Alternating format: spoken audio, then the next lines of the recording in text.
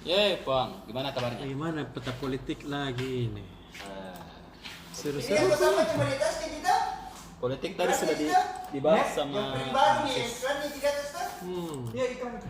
Nah, untuk edisi Jumat Iya. kita turun dulu pertama dengan PSM. Iya. Nah, PSM ini tadi sudah berjanji akan memberikan kejutan Hmm. untuk pemain yang tersisa. Karena kan ada beberapa masih ada pemain seperti di striker kan mungkin manajemen mungkin saja belum yakin dengan pemain karena kan dua pemain di striker sekarang itu namanya Muhammad Ramadan Sananta dan Ricky Pratama itu kan pemain muda.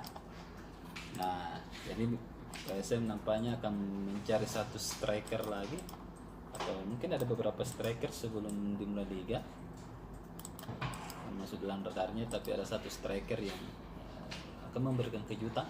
Kemungkinan ini striker asing. Iya. Kita tunggu saja siapa sebenarnya striker asing yang akan didatangkan oleh PSM. Iya.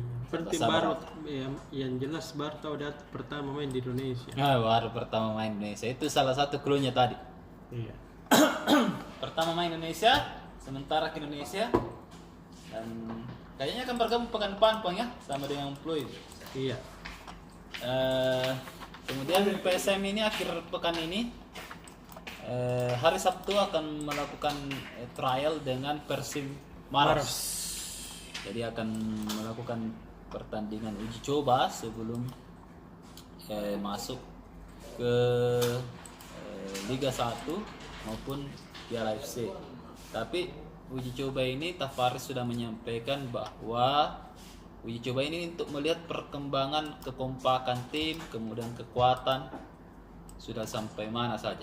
Iya, iya. Jadi karena hanya ingin dilihat bagaimana kekompakan tim sebelum masuk ke pertandingan yang sebenarnya Piala AFC dan Liga 1. Jadi nampaknya ini yang harus memang dilatih Bang ya, karena kan banyak pemain baru yang baru ketemu. Jadi dikasih sama dulu irama permainannya. Iya tahu. Jadi itu dilakukan tadi selama ini. Kemudian ada yang terbaru juga, ada dua jebolan akademi PSM yang dipanggil untuk ikut latihan bersama tadi di Boswa Sport Center, yakni Muhammad Zaki yang berposisi sebagai penyerang sayap dan Anan Raihan sebagai gelandang. Ini akan dipanggil untuk berlatih di tim senior PSM. Jadi PSM ini kan juga salah satu terbukti ya sebagai akademi terbaik di Indonesia. Banyak jebolan-jebolan PSM yang sudah bermain di luar, bahkan sampai di Korea, Asnawi Mangkualam. Nah, Iya. jadi beberapa memang pemain PSM ini dipanggil tadi, pemain muda untuk merasakan kepelatihan dari Bernardo Tavares. Nah, bagaimana nanti sebenarnya squadnya silahkan dibaca di Tribun bagaimana persiapan untuk hari Sabtu trial perdana di bawah kepelatihan Tavares. Iya, iya, iya. Oke, itu dari PSM, silahkan besok dibaca di halaman 16. Iya. Kemudian untuk Sulsel kita masih turun Puang untuk berita terbaru dari wajar tanpa pengecualian predikat BPK Iya tahu. di tahun 2021 yang diserahkan tahun 2002 ini. Jadi Bone lagi dan Sinjai ini Dapat lagi nih? dapat lagi 7 kali berturut-turut. Dan untuk Kabupaten Bone dan Sinjai 6 kali berturut-turut WTP. Bagus kejar kick. Baku kejar, Hebat nih tetangga ya. baku tetangga juga. Dan ini sebenarnya secara apa ya? Jadi kita sebenarnya ini juga memberikan semacam apresiasi ya, karena beberapa hampir semua kabupaten di Sulsel ini sudah mendapat WTP, artinya Tribuners bentuk pelaporan pertanggungjawaban keuangannya itu Sangat bagus. sangat bagus. Kalau bagus laporan keuangan dengan Bertambah pemeriksaan lagi nanti BPK, anunya.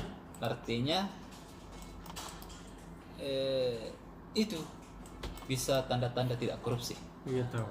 Begitu kira-kira itu. Kenapa orang menyampaikan bahwa kita WTP itu, bahwa kita memang sudah bekerja dengan benar. Akuntansi anggaran sudah disampaikan dengan benar, Iya. dijalankan dengan benar. Begitu kira-kira. Kenapa pemerintah mesti menyampaikan bahwa bos saya WTP, rakyatku saya WTP. Begitu kira-kira. Jadi uang Anda dilaporkan atau Aman. digunakan dengan baik dan digunakan dengan sesuai ketentuan akuntansi keuangan. Artinya sudah dengan rigid bagaimana penggunanya, itu tidak boleh ada korupsi di dalam. Yes. Nah, kemudian yang kedua yang menarik juga adalah salah satu tokoh muda asal Takalar sekaligus menantunya wali kota Parepare, Iya. Sulhan Arif ini sudah menyebarkan baliho di mana-mana di Parepare. Nah, di situ muncul puan ada spekulasi bahwa ternyata nampaknya ini Sulhan akan maju menggantikan ayah mertuanya nanti pada pilkada 2024. Iya tahu. Nah, Sulhan pun pasti menjawab ya tentang adanya indikasi-indikasi itu. Nah, salah satu saja nih Puan, saya bacakan komentarnya. Alasannya hanya untuk memperkenalkan Bapak Airlangga Hartarto, karena saya sebagai kader punya hak dan tanggung jawab.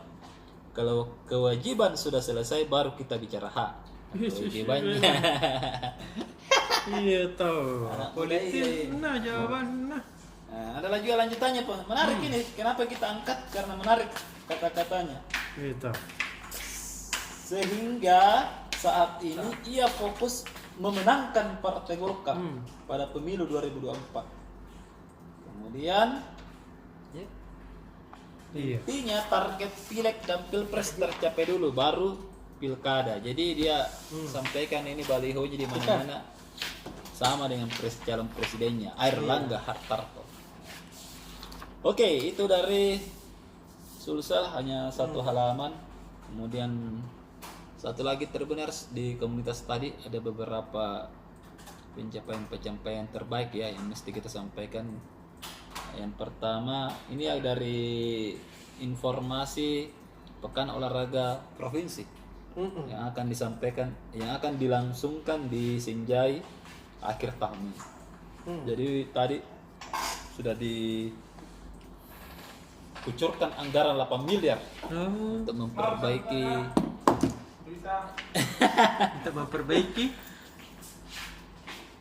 untuk memperbaiki venue di sana. Ada beberapa banyak deh. Silakan baca besok di Tribun halaman komunitas halaman 5. Kemudian ada juga beberapa tadi juga Kabupaten Goa sudah menyelesaikan turnamen atlet muda ya, turnamen badminton 2022. Jadi sudah selesai turnamen bulu tangkis antar kabupaten. Ada sekitar berapa kata dari kabupaten? Ada 8 yang ikut mengambil bagian, dan ini sudah selesai tadi. Dan ada salah satu pesan bahwa memang Sulsel juga ini fokus untuk melatih atlet-atlet muda berbakat untuk supaya bisa membela Indonesia di level internasional. Jadi silakan juga dibaca besok siapa-siapa selain pemainnya. Ada cewek cantik, ada cantik-cantik, anak imut saya lihat tadi pemainnya. Dia sudah jago main bulu tangkis, cantik lagi. Nah, siapa dia silakan baca. Tribun Timur, Tribun besok. Mantap. Oke. Dah. Oke deh.